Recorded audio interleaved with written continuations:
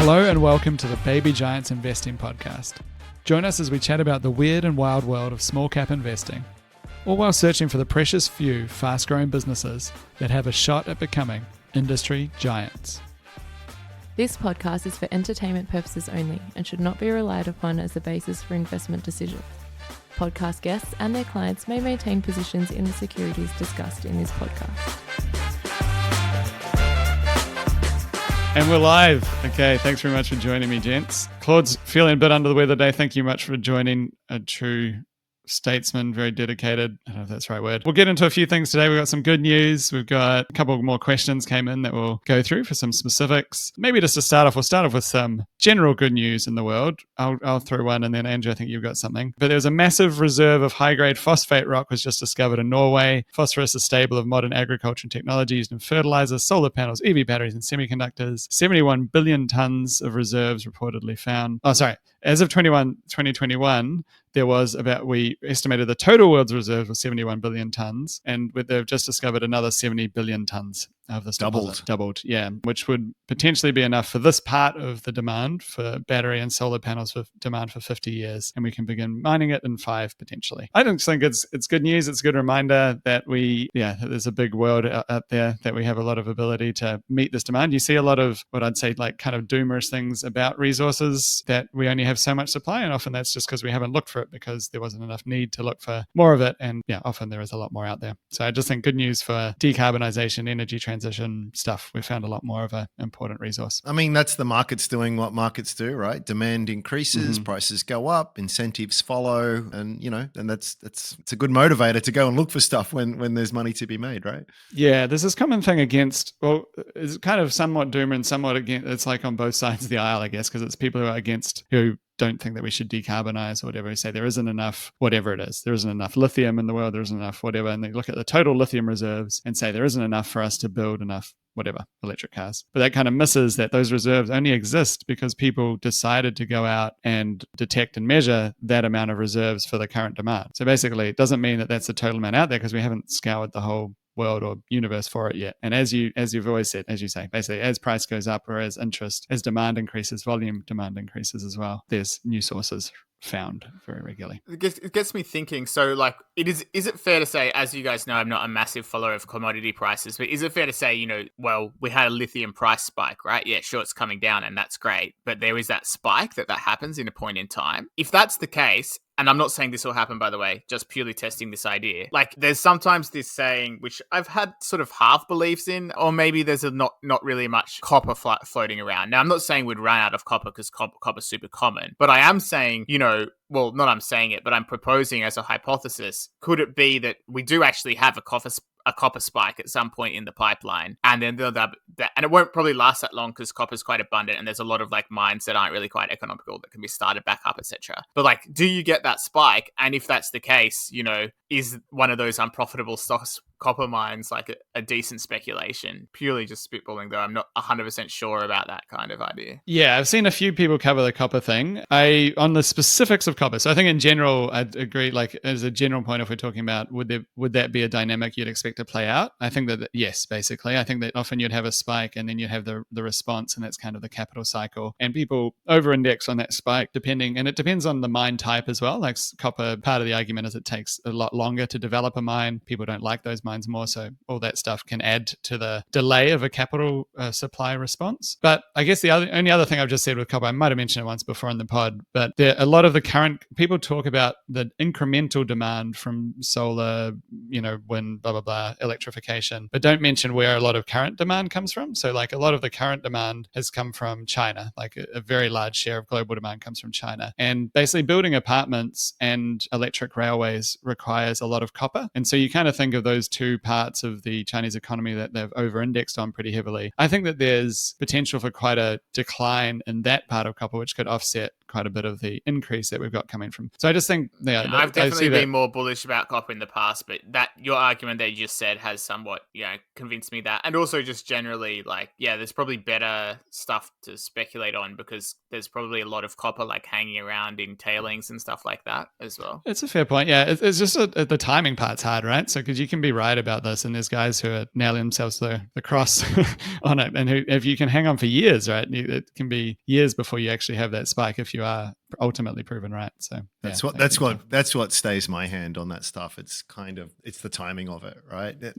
I think if you can get it right, that is like a pure capital cycle approach. I think it can work really well. It's just it's a difficult thing to do. All right, Andrew, you got some good news. Yeah, this is one from Nature, actually. So we've talked a bit about CRISPR before. It's this really cool technology. Essentially, allows you to edit DNA. So you can very much target where you want to cut things and splice things in. It's really cool. What we haven't had up until now, is what you call a eukaryotic CRISPR type protein, and this is broadly speak, there's actually 3 types of cells. Broadly speaking, there's 2 types. There's prokaryotics like E. coli, bacteria, these kinds of things, and eukaryote, which is our kinds of cells. They have a nucleus, they have organelles, they have all these other kinds of same DNA, obviously, but very different cell structure. And it's been reported that we've found a eukaryotic programmable RNA-guided endonuclease, which will allow us to do CRISPR type things more effectively within eukaryotic cells, i.e. within animal cells and within our cells. So it's another potential tool in the toolkit for all this rapid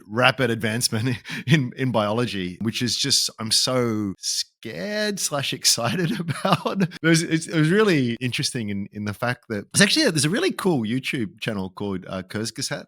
And I'm sure I pronounced that wrong. I'm sure a lot of people know it because it's pretty pop. It's one of the bigger channels on YouTube. But they were talking about, and I remember this when I was at uni, they were just doing the Human Genome Project, multi-year, multinational collaboration, took billions of dollars, sequencing the human genome. You can now do it in an afternoon on a machine that costs a few $1,000s, right? And it's a wonderful example of just, how things can really rapidly fall down the cost curve. But, in parallel with these sequencing technologies, we've also got these technologies that allow you to sort of edit, transcribe, and do all these other really cool things as well. So basically, if you wanted to, it reminds me of the movie 12 Monkeys, actually. Like if you wanted to be that kind of, you only sort of need sort of like... This is good news section. You're talking about creating a super virus that wipes out humanity. No. This is good news section. This is talking about cure for cancer, man. But it's like nukes, right? Like huge wonders and advancements and potential that we can have there with energy, but it's also a bomb. So it's one of those kinds of things. But it's cool in terms. Well, and I know I've made the point before, but I think what is particularly fascinating is the technologies that are coming in parallel. So we're seeing big data, we're seeing AI, we're seeing the tools all being developed with this kind of stuff. They all enable each other. So this particular one, it makes it you able to edit better than the prior CRISPR editing.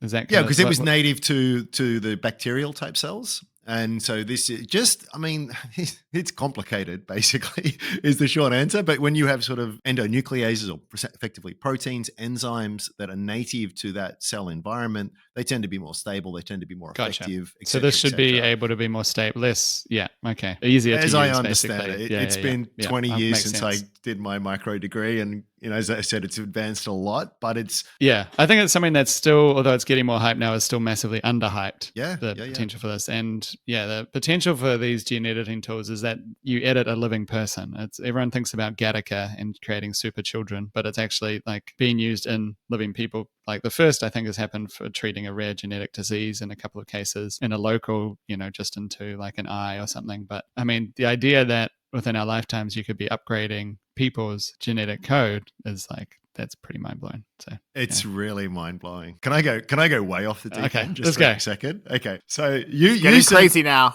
You sent me this, Matt, and like there was that thing on Reddit where like a supposed biologist was to one of these government programs, to study the biology of these organisms that they found. It's like, well, it turns out they use DNA, but it's just highly edited, and there's no junk DNA in there, and it's circular chromosomes and rah. So it's one of these just like really fun stories. I'm not sure it's real, but it's a really fun story. But it was just like you sent me that around the time that this news sort of hit. And I was like, this is the kind of shit we're going towards, that kind of potential with all of that, where we can just have highly customizable invisible organisms. But I mean, beyond that, like really gnarly, weird sci-fi kind of stuff, it's just sort of like we could do it for our crops to make them highly drought resistant, highly saline resistant, able to grow in, all kinds of different environments. We can create kelp that's far more effective at extracting CO2. Like the list is just phenomenally long. Terrifyingly scary on one hand, but the potential is pretty massive. I think we could solve global warming in a few years if we had the right technology for that, but that's a topic for another day. Yeah, potentially, yeah. Okay, so what else is going on? Quickly, some other good news. Claude 2 has been released. Congratulations if you want to use Claude 2. This stuff is like, do not use this. This is an outrageous. They're trying to steal my name. Get them out of here. Claude 2 is the latest AI product from Anthropic, competing with GPT. Unfortunately, don't have access in Australia. I tried to access it. So forget about it, guys. It's a nothing. It's the more advanced, up there with ChatGPT, apparently. It's just weird. It must be weird, Claude. It's like, Claude's a liar, man. Claude's always hallucinating. It's so weird. It's also, I've lived my life with basically being the only Claude. It's true. I have met the occasional. It's more common to meet Claudia anyway than Claude, but I'm used to being the only one. So just it is. And now you are legion. It's deeply disturbing. Just on GPT, being replaced by AI already. Some other news I thought was interesting, Claude. I think it kind of validates. I think you still hold Google. There was some ChatGPT traffic released out from SimilarWeb, which basically showed GPT's or Chat.OpenAI's traffic has kind of plateaued in April and May, and then fell in June. So it could be there's a couple of explanations. One could be school kids are on holidays and they drive a lot of the traffic because they've been cheating on homework or using it to learn, hopefully. But I also think that there's a phase where people are using it a lot, and then now you're in a phase where you're finding out what you actually do want to really use it for. But yeah, it's slowed down a lot. It was a meteoric rise, and I think it's probably a bullish indicator for traditional search like Google. I think a lot of people would try it out, GPT, and are still finding which use cases actually work for them. Yeah, I feel as though we're potentially sort of going into that trough of disillusionment. So this thing hit. Yeah, it's like a mini version of that. It's like you get it and it's amazing, and you're like, and then you find yourself searching more, and then maybe it's so crazy when it's been 3 months and nothing. There's been no world-changing technology. This thing's like think about the timescales here that we're talking about. But I think there will be on the record as saying huge amounts of hype. There's probably. I mean, it's like the perfect candidate for the next bubble on the ASX, right? There's going to be a lot of nonsense there, but something to it that is real. I agree with everything you just said. Although, where we are is always harder to pick. Are we at the beginning of the trough of disillusionment? Are we just in a lull before the real hype comes? You never know. But I do agree that it'll probably follow that pattern when all's said and done. But the thing is, in terms of say Google and Microsoft, the main reason that why I was always bullish on Microsoft as a result of this ChatGPT thing, and in fact bought Microsoft shares after ChatGPT came out, because I've been thinking of buying Microsoft for ages, and this was just a little thing I needed. I was like, train's leaving the station, dude, get on. And that's probably the short-term hype I was worried about, that I was like, I may as well, it's not going to get cheaper in the next few months kind of thing. But the long-term reason why I genuinely do believe that this has got a lot of potential is just because I see somehow Microsoft being so perfectly well suited to eventually monetize this kind of AI. So we talk about how, I've personally lost money on companies that try and talk about this AI thing being a positive for them. And I've made money on companies that probably do have AI angles as well. But I think it's always been pretty small part of it. It hasn't really started that monetization side of things. So you're going to think about, how does a company monetize it? Well, I think for this kind of ChatGPT style model, companies that are best positioned to monetize it are the ones that are already touching corporations' workflow. Because when you're already managing someone's workflow, various companies are in the workflow, but there'd be stuff like, Salesforce would be an example, Zendesk, those kind of things. But, anything from Shopify, anyone that's doing enterprise software, really. But Microsoft is also pretty much one of the absolute lords of enterprise software. So they're right there in the monetization hot seat, where if they do, they can start, entering this in ways that are useful. And that goes way beyond search. In fact, I would never have thought that I would be particularly worried about. I didn't sell my Google shares. Definitely not worried about this meaning Google search goes away. But just thinking of the power of Office 365, this surely only increases it long term. If they start finding useful ways, they could start maybe automating parts of bureaucracy, or at least making people faster, right? That's always the first step. Oh, hello, bureaucrat. You used to type out, your email from a form thing, and you didn't always do it very well. Sometimes you use the wrong form response because you didn't read it carefully, like, and then there was mishaps and people have a bad time. Like, maybe we've actually got the response for you right here, which we think should be your response. You now just need to read it and check that that is correct. Maybe that improves speed and also probably accuracy in some sort of bureaucratic functions. And I still see that as a massive opportunity for Microsoft to start sitting in there and maintain their dominance for another 50 years or 20 years or whatever. I agree. No, I agree. I agree completely. I think there's a lot to beautiful nexus. digest. It's got so much data, and via search and everything else. It's got so much data that can plug in and make that really useful. And they've got the whole. They're the home for everything, right? Like they've taken over from Zoom now, and so like they've just got data. It's just the default for every enterprise. It's I don't currently one. use them, really but it's special. so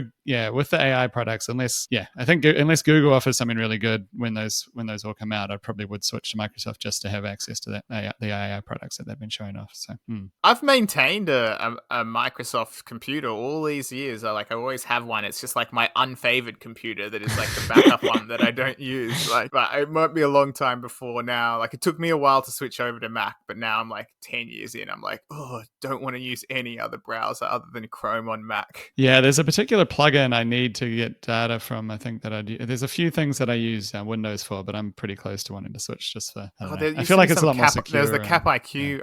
There's right? that. There's a few things. That was one of the reasons I used to have the Windows one for. All right, let's jump into a couple of questions. We had one come through from Jared. Yep.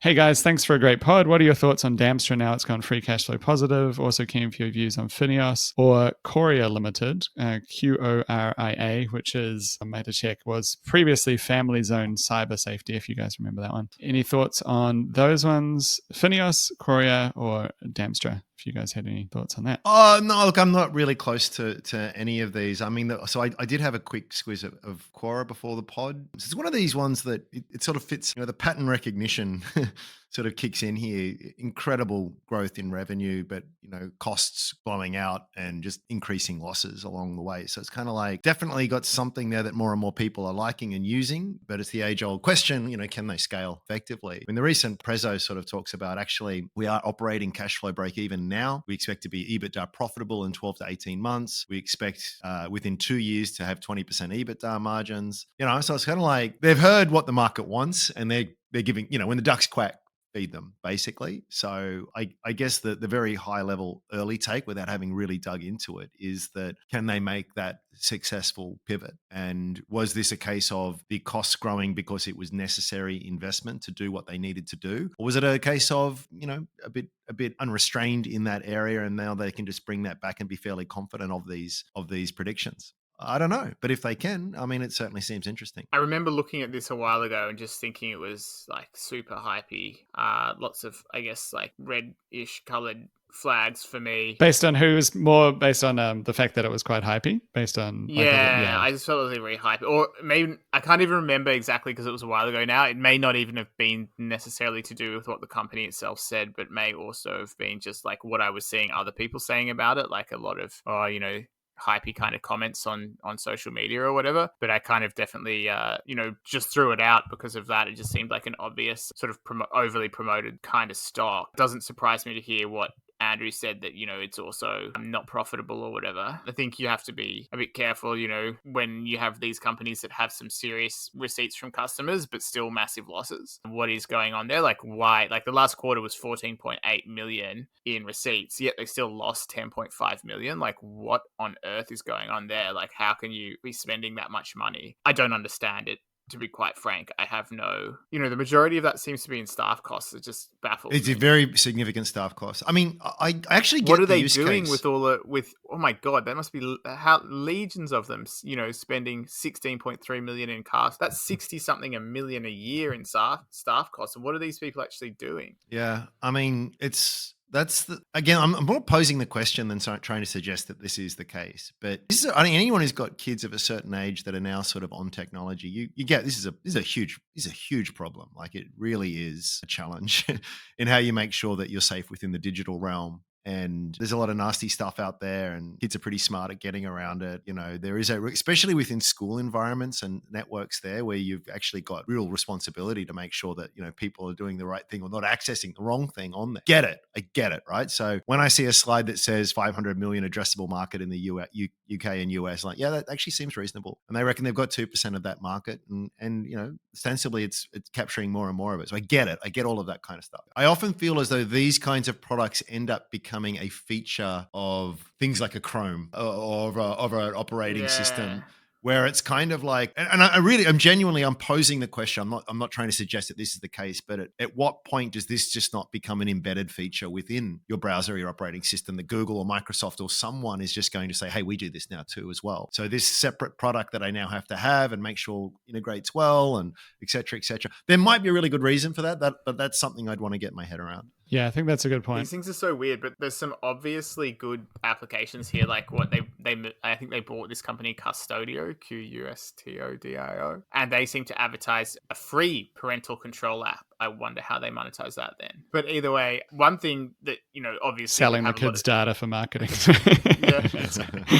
obvious demand here though. Like they need to have sort of, there needs to be plugins for browsers and stuff for blocking certain URLs. Like they're saying, we can allow Wikipedia and Disney, but block gambling or whatever. I think obviously at some level that it's already possible. I bet there are plugins that allow that, but that totally makes sense when a kid has their first computer. There's also a big popularity with this like child tracking kind of stuff. So this is a locate your kids at any time kind of proposition as well. And which reminds me a little bit of Life 360, which is sort of similar. And they're pretty big business, I guess, and they are themselves much greater scale now, crossing over into profitability. So color me a little more on the skeptical side with Family Zone, but I mean, whatever it's called now. I think the challenge is, I think these companies, like some of them can exist separate to the big, as you're saying, Andrew, like does this just become a feature of another product? And often find a path. What they do innovate on or do differently is a marketing machine, and so that they go out and sell people on using this product, even though they could actually get a lot of the benefits for free. And so then a lot of the business just becomes around selling something that maybe has some marginal benefit over the free version, but it's not that large. And so it just means that there's always this big selling cost, basically. Like it's just, you never really get away from it, and there's always quite a bit of churn. And so for that reason, it just never becomes that great of a business. And I kind of,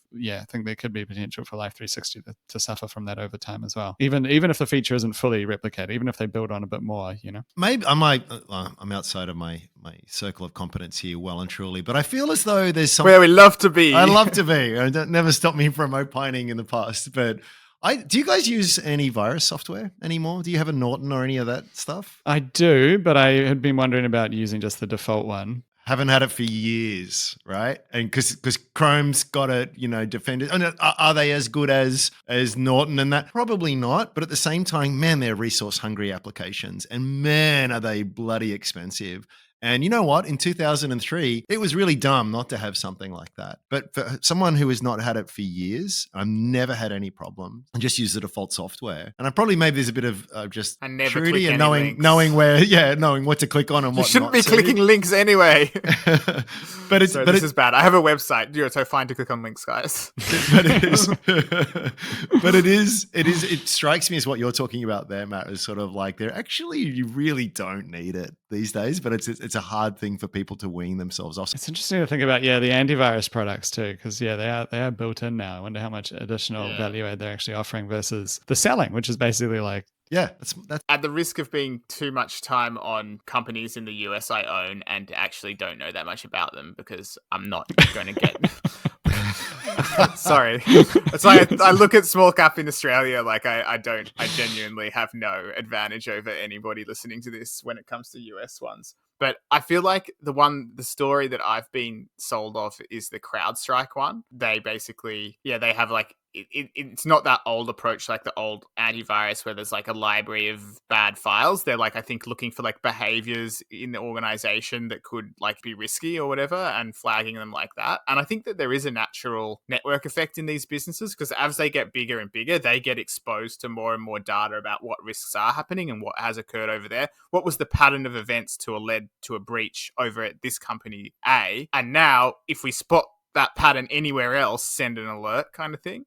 whether it's like someone receiving an email, opening it, clicking a link. I don't really know exactly how it works, but I think it's fascinating, and obviously have no particular like strong view on the stock. But I mean, you guys just heard my entire like why I bought Microsoft shares, so definitely don't put any weight at all on it. Yeah. It's been, I mean, I did used to do work on the US, but I haven't done it for a while. Yeah. Like No, fair enough. maybe a year or more. All right. Shall we go to the next question? Yeah. So I think we forgot to do Damstra, and I wouldn't want to like let myself off do on that Damstra if you one. got some in it. Yep. Because this was one that I did own for a while and like wrote it up and then wrote it back down. Pretty bad situation of when I should have just sold and took in profits. They missed their guidance a bunch of times. Like I think on the second guidance miss, I finally quit, which was just as well because then the share price has gone like massively down into the doldrums, as I think the questioner mentioned, Matt. Really tough situation as well because they took on like $15 million worth of debt and were not cash flow positive. So just overall, just as grim as it gets, like you could be like, oh, this thing's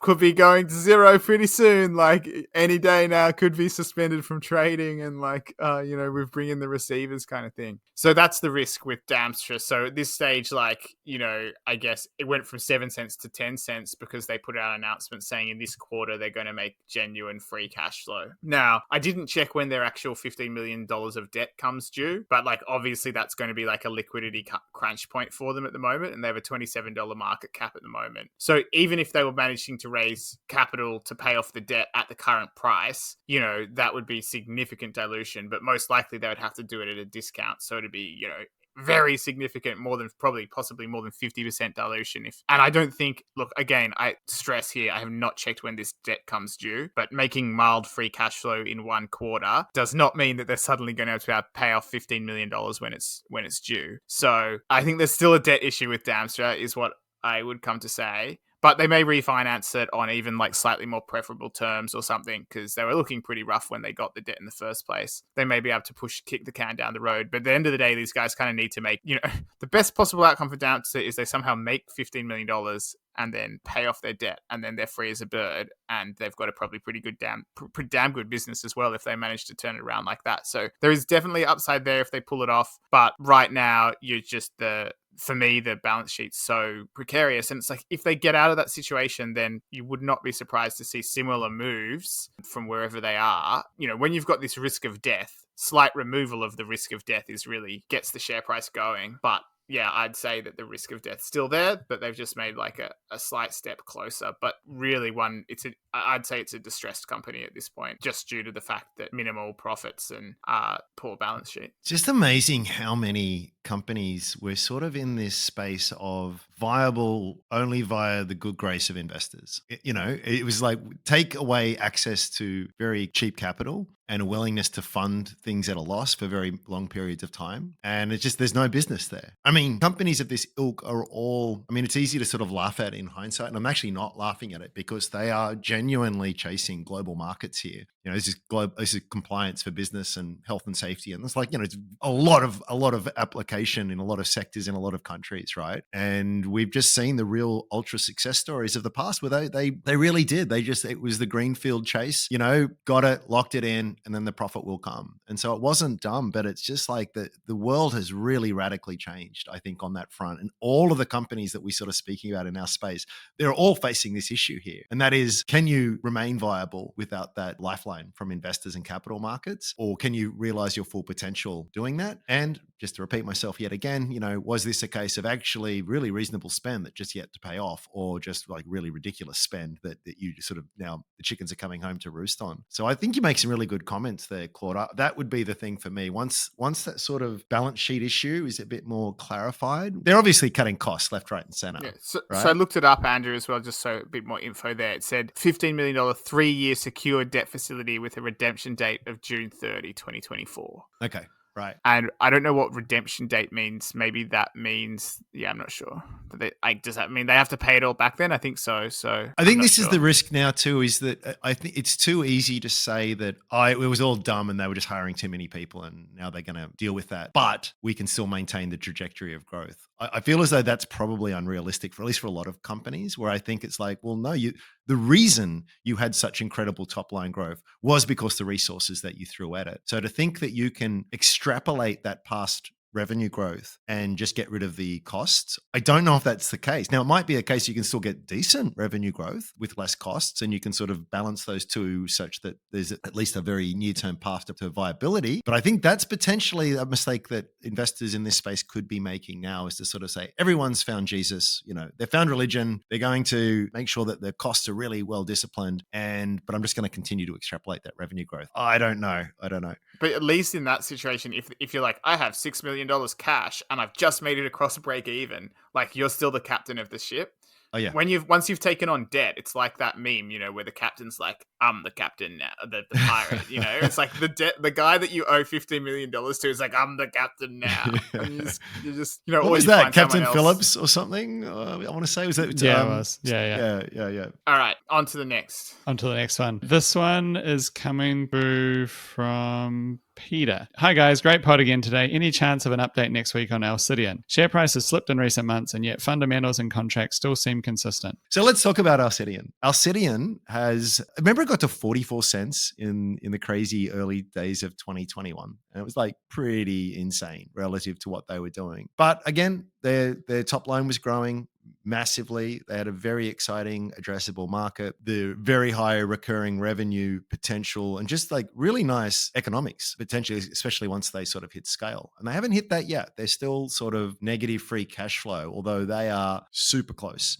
So I think it was like minus 800K in free cash flow off 10 million in customer seats in the last quarter. I mean, the listener said, right, the fundamentals haven't really changed. I think the revenue growth for the full year will be a little bit of a slowdown on what they have done, but they are still the customer seats are going to be double this year what they were just as recently as 2020 financial year basis. The product base has been broadened. They continue to win good contracts. I mean, there's zero debt. There's like 10% of their market cap or thereabouts is in cash. So they're reasonably well funded. And yet the share price is down. So I mean, I think we can talk about why the share price is down, which I agree, broadly, like the fundamentals still haven't changed that much, like the long-term thesis. But, I'll blame myself a little bit on this one for sure, just being overly optimistic. And I think that the big thing that sort of they were working towards for ages in my book was FY 2023 supposed to be a bit positive and supposed to be like just a little bit of at least operating cash flow positive. And basically, I think that, all of this supposed disruption, they had multiple health minister changes. I don't know if you remember, there was a change in UK leadership. So the NHS is important for Alcidion. Basically, their forecast had assumed that they would get a certain number of contracts with the NHS, and that has been delayed. And the NHS puts out a guideline for when they actually expect these contracts to be signed, and the NHS then failed on that target. So they took on the NHS's targets, which was a mistake in hindsight because, political maneuvering's happening, chaos ensued, there were strikes, etc., etc. So you literally have healthcare workers protesting and also different unions having argy-bargy about whether they should agree to new proposals, etc. In the UK, they're quite underpaid, a lot of the healthcare workers, even relative to Australia, which is why we as a country are attracting a lot of UK doctors and other healthcare professionals such as nurses. Anyway, so basically on the conference call for the quarterly, the CEO said multiplying operational expenses by 4 would give you a good guide of the revenue needed to break even. And that would imply Alcidion needs to break even about 46 million in revenue. And so it's in FY 2023, it should make at least 36 million in revenue. We'll see when the quarterly comes out. They'll probably say what the revenue was. That's just contracted revenue too. But yeah, yes, that was just contracted revenue that they're guaranteed to make. So they may have added some, and I would accept they would add a little bit in the fourth quarter. And that's kind of, we're going to see when we get the quarterly, but I would hope that it's closer to 40 than 36, but let's see where we land. And so, in this scenario, that's probably a little bit disappointing compared to where they were expected to be. Certainly, when I was buying shares at, I think, 14 or cents, something like that. I'm down on Alcidion purchase because, and I also, by the way, as a disclosure, bought shares lower than that. It's just, I'll say I have been overly optimistic of it just because it fell short of its own guidance, what it was saying, and in a timely manner withdrew that guidance. So it's not that I mistrust them now. It's just that they thought that something was going to happen and it didn't. And then in a timely manner, they said, well, that's not going to happen now. So we're going to see the results, but that's definitely taken the share price down a few notches, in my opinion. I mean, it's it's the what you own and the price you pay for it is kind of related but different things. So I think context is important with these things, and why it's really important to sort of have a view of the business and contrast that with the price that you're able to have. Like, it's the point that I'm trying to make here is that I thought that there's nothing wrong with the business, right? But things just got a little bit sort of silly. The point, I guess, that is worth making is that if you, the listener, are as confident as you ever have been on the business, and now you have a chance to buy that at a price that is significantly lower than what it was not that long ago, isn't that what you want as an investor? I would say that that's a pretty good setup, right? It is, but you want to have not already shot too many of your shots at it, because for sure. me, I have a self-limiting thing which sometimes make me miss out on good, obvious opportunities, but I can't take the opportunity because I already shot too many shots at that thing, and I have like an anti-bag holder mentality philosophy. I guess that's if you're in a bag holder mind trap, you're always like, oh, it's an even better opportunity. So like sometimes, even though I'm like, oh, this is an even better opportunity, I should be going hard, but I'm like, nah, but you already put in your full allocation to that, and then you bought more. Like, it's down 50% from where you thought it was good. Like, dude, you need to just take a seat. I guess though, that I love that meme, which is buy the dip. It's like, I've bought the dip. I can't buy the dip anymore, right? But I guess I would say, let's say there's no dry powder, right? And you're down 50%. I mean, just the market doesn't know that you're down. It doesn't care that you're down. All that matters is this good value at this point, right? Like that is the question. And I don't want to suggest one way or the other, right? But everyone has to do their own thing. But if you think that's the case, for the love of God, don't sell just because the share price is down. That is really, really dumb. If the thesis is broken and looking at it objectively today, you think, actually, I don't know what I was thinking before. That was clearly a mistake. But even holding it now is a mistake relative to my expectations of the business and the value that it currently represents. Get the hell out. Get the hell out on that basis. But don't get the hell out just because you're at a paper loss. Like that is absolute insanity. Well, that's what tax loss selling is, though, because sometimes there are tax. That's not. Sometimes there are tax incentives where it makes sense, and that's why you get these irrational moves around the end of financial. I note, unfortunately, that Alcidion has not bounced back end of financial year, so that's sad. Anyway, if they manage to maintain any semblance of historical growth rate, the top line, they hit their break-even inflection point and start generating decent margins. I think in 5 years' time, you'll look back and go, oh my gosh, I could have bought that at less than 10 cents. That's amazing. And just to balance that out, it might have been that, wow, they never pivoted.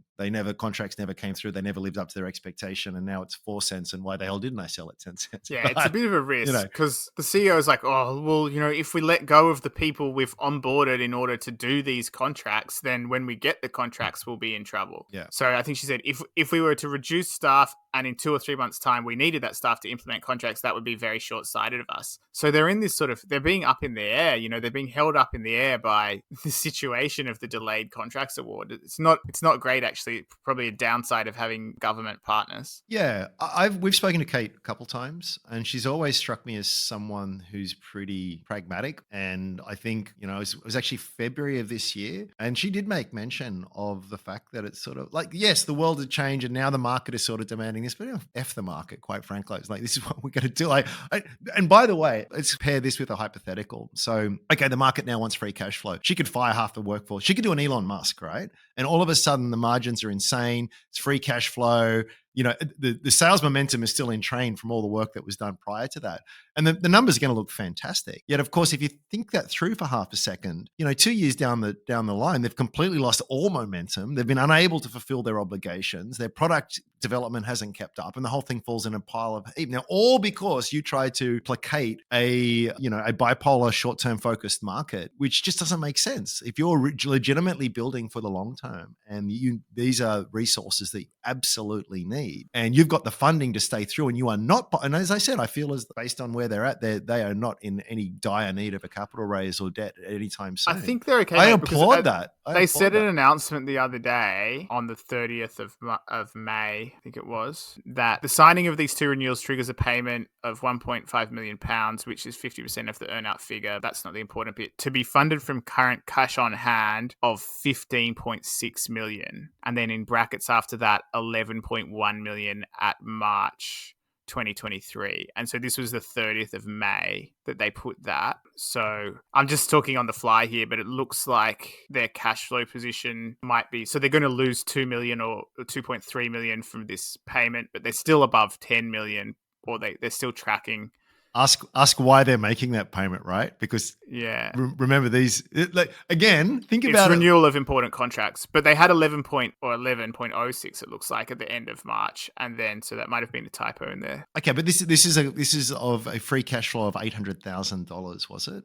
In the most recent, they had it right. But even after 2.8, that implies they've been cash flow positive in the final quarter. So we'll see, I guess. It's not super close to the line. And remember, when it comes to earnout payments, what do you want? I mean, imagine if it was our business, we owned it outright. It's like we made this acquisition. We said if it goes well, this gets factored into the price. They could avoid the earnout payment if it was a crap acquisition. Well, I kind of hope when you see those structures, you kind of like, I actually hope that you are paying the full freight on that acquisition, because that's what has to happen. If that happens, it means that the acquisition's kind of gone the way you hope it would. Maybe changing ends of the market, if you guys are done with that one. I want to get you guys' take on Threads, because we haven't really chatted about it much, but I think it's pretty interesting, particularly because it's kind of, it's a network effect battle, right? So basically Zuckerberg/Meta have launched a competitor to Twitter called Threads. It's basically a clone of Twitter with a few differences. They've got to 100 million users within 4 days. Yeah, maybe we just start there. Just keen to hear what you guys think. Have you guys tried out Threads? Did you have any thoughts on it as a competitor? Yeah, I tried it out. It's pretty good, really. I haven't really done it. I haven't threaded anything. I don't know what the equivalent is. I think the one thing, because I'm not an Instagram user, so for me it was a little bit more difficult. I've found it like finding people. I haven't put too much effort into it, but I do like the trending section on Twitter, so I can sort of see things, and then you find people, and you can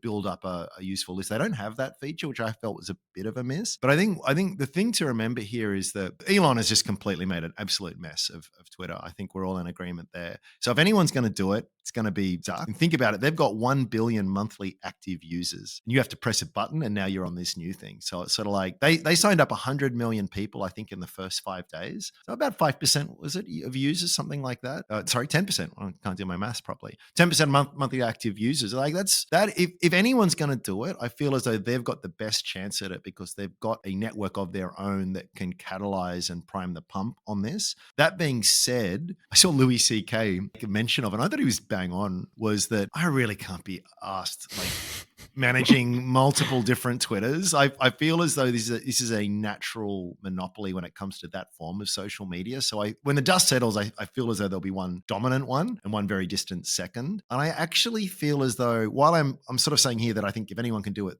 Threads can, because of the advantages it has. And despite Elon making an absolute mess of all of this, I wouldn't be surprised if they still win, because I find myself, having played with Threads, that I still find I'm scrolling Twitter just because I've got a better cohort of people I'm following and whatever. What do you think, Claude? Have you tried it out, or any thoughts on it? I haven't tried it out because you have to download it. This is the same problem with Blue Sky, right? You have to have an app on your phone. But I don't want to necessarily have all of these apps on my phone. Because it's too easy to get sucked into them, like the time trap of it, or yeah, I just prefer. Well, I guess if I have access to them over my computer, then I like to have a lot of computer time in my life. Like I work on a computer, I watch stuff on computers.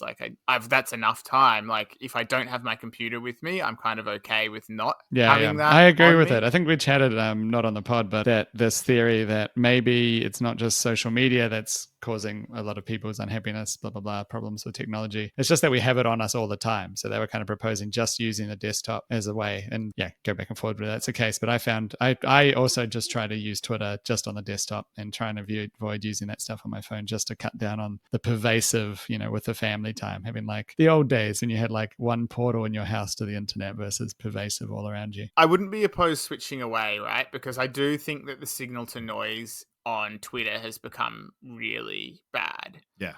I think it just, there were problems anyway before Musk took over. For example, I think when we all sort of joined Twitter, there was a lot more good faith discussion with people with opposing ideas and a lot less engagement bait kind of stuff. Yeah. I think it became much more, certainly in the fields, I guess, that we look at, it became much more engagement baity. Twitter has always been this quite weird social network where it had a lot of cultural influence, but wasn't a mass market product. It was kind of like for nerds like us in different domains. Like you had all these different niches of the social graph. Big for journalists.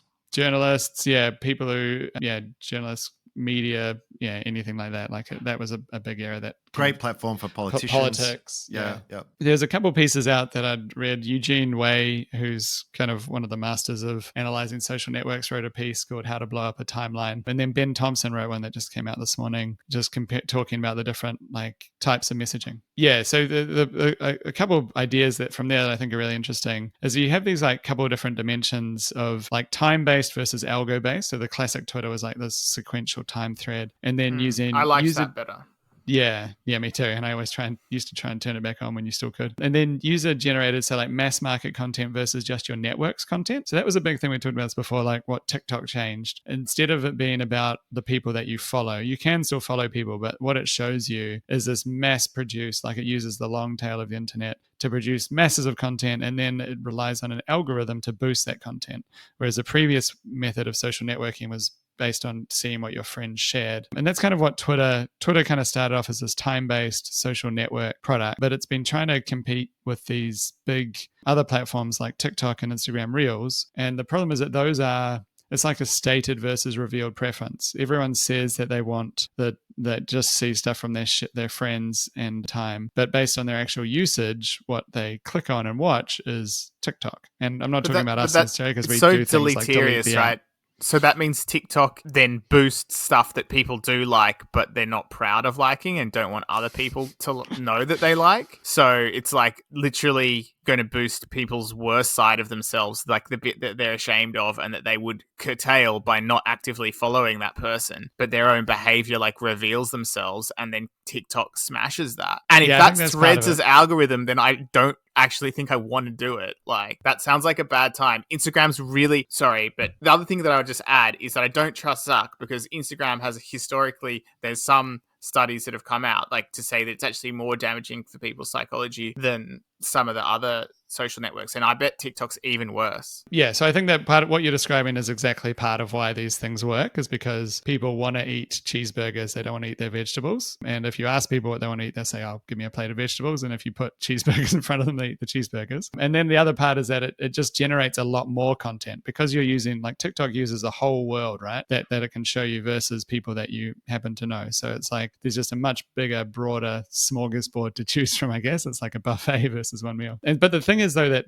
Twitter's already done this. So that was one of the big changes that Elon brought in, is he really aggressively. So much worse. Yeah, correct. He really aggressively pushed this For You page, and it's really hard to get away from it. Like it's always the default when you log in. It just kind of sucks in attention. It's complete trash. You always have to press following. Do the following page, not the For You page. Yeah. Try and change out of it. But it's still not chronological like it used to be. Correct. And yeah, so he's done that to try and get a lot more users. And I think that's kind of disjointed all the people who used it classically, because obviously all the complaints that we've had about Twitter, this For You, you're seeing a lot more kind of clickbaity stuff, because that's what people click on, frankly. Like you're seeing all the cheeseburgers, not the vegetables. And you used to be able to curate a feed that delivered you more vegetables. But the thing is, so Elon's tried to do that, but at the same time, it's annoyed everyone. And now they're going to Threads, which is basically just the same thing, just better implemented. And so there's not really, it kind of believes Elon or Twitter in this really tough position, because they can't go for that now, because it seems like Threads will probably beat them at that game of doing the algorithmic For You feed. And if they try and go back to what they were, they have to just accept not having enough users, because they're not going to grow into that mainstream product. So Threads is trying to be this mainstream version of Twitter, where it is more all algo feed, but done better than what Twitter can do. And so it's kind of, it's a really tough spot, I think, for Twitter to be in. They've got to either try and beat Threads at this game, or just go back to doing what they used to do classically and kind of get rid of this For You angle and accept that you're not going to have a billion users like what Meta want to have. I'm going to be controversial. I like the For You. Let me walk that back. You like cheeseburgers. Nothing wrong, man. Hey, billions of people like cheeseburgers.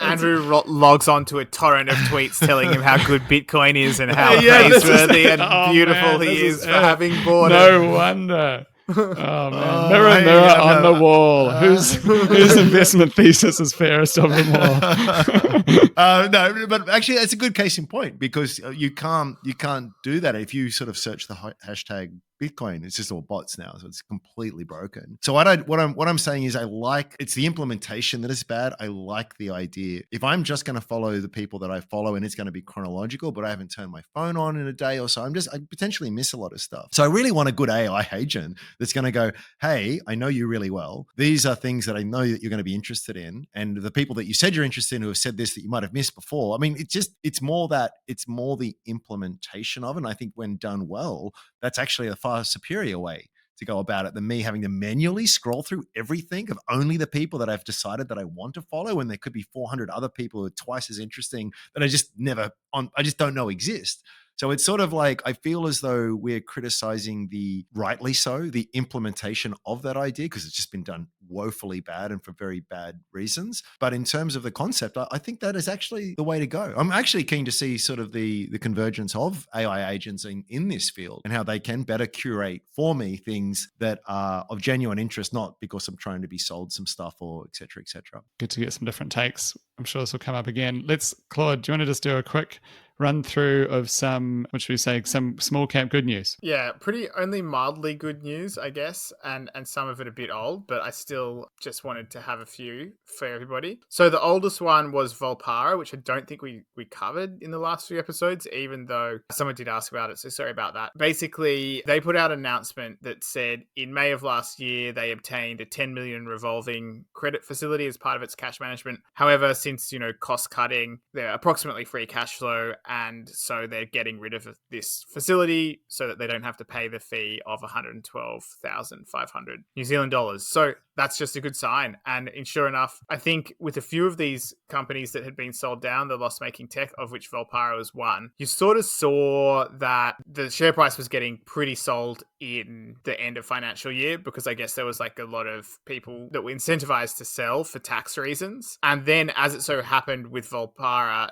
on the first day of the new financial year, it did trade up a tiny bit. But then it put out on the next day, I think it put out this announcement basically saying it's getting rid of its debt facility. And that obviously created a bit more positivity. So I think it's fair to say it was good news. It bumped up a little bit. Of course, this is probably, again, the dynamics like, oh, you could have been worried about us getting into this terrible debt trap. But now they're saying, oh, well, we're not going to do that. So I do actually believe this one is good news. And I'm kind of sad that I didn't have the guts to do a gutsy buy in the depths of June, in the depths of despair there, because they had already put together two better quarters, and I guess this probably, you would argue, bodes well for the next quarter as well. So that is the first bit of good news. Any comments? No? All right. Finally, McGrath, another one, little small cap that's probably the same story. I think we've seen it a lot. We were talking beforehand about tax loss selling. There's quite a few small cap stocks. It only takes one, motivated seller, and tax reasons can make a genuine incentive why it would make more sense for them to sell at 40 cents today than, 55 cents tomorrow or whatever it is, depending on the actual numbers. But it can mean that 40 cents one day is equivalent to a considerably higher price the next. Now, McGrath, I reckon, was suffering a bit of tax loss selling, but they actually went kind of good in a way, went out with their trading update just before the end of financial year. And I don't think it was like a mind-blowing update in any way. The profit's going to be down year on year due to this spending they're doing on the overseas stuff. But it did confirm that it's a stronger second half, which is as expected. So as I said, I'm not saying it's that most surprising thing ever, but that basically says net profit will be in the range of 1.7 to 1.9 million, and it's on, even now after having a big bounce, 32 million. So you guys can do the maths, but it's not the highest PE ratio around. Yeah, I think in the context of how they were priced, yeah, it probably was good news. Yeah, and a good example, I suppose, there of staying with it when it makes sense to. It's a 40% different, right, in price there, and there's been no fundamental change to the thesis, I imagine. Not overly. I think there was just, again, like sometimes in small caps, there really can be supply and demand. Like there were some guys that sold their business in, I believe, good move for them, not so good for McGrath. I guess time will tell. But they sold their US business to McGrath, and they got a bunch of shares as part of that transaction. And I think I also remember reading that they were selling out or selling down or something like that. So there's probably like a fair bit of, volume on the sell there, and then sprinkle a bit of tax loss motivated selling in there, and and it's a recipe for the price. I guess one would hypothesize, and I don't own shares, but one would hypothesize, you could see why is this undervalued. If you're trying to say this stock is undervalued, then you've got to say why. Well, that's the why. Yeah, that makes sense. Yeah, cool. All right, well, let's wrap it there, gents. We talked for a fair bit today. So while we're still on Twitter, you can hit us up on Twitter with any more questions. We had another one come through as we're recording at Baby Giants Pod. And until next time, thanks very much for listening. Cheers. See you guys. Thanks for listening.